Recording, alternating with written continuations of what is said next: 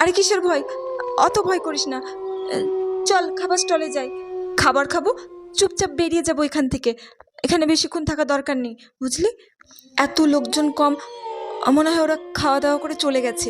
আমরাই সব শেষে এসেছি, ওই জন্য লোকজন কম লাগছে। তাই হবে। কটা বাজছে দেখ তো মানু, এখন 10টা বাজছে। রাত্রি 10টা? ও মা চলো, আমার খুব খিদে পেয়েছে, চলো ওইদিকে গিয়ে কিছু এবার খাই একটু। চলাই খাবার স্টলের দিকে যাই, চলাই। মনা, শোনো মা, কি খাবি বল? ওই দেখ চিকেন পকোড়া আছে, পনির পকোড়াও আছে, জুস, ফুচকা, সমস্ত কিছুর তো স্টল বসানো আছে। কি খাবি বল? মা, আমি ফুচকা খাবো। ফুচকা খাবি?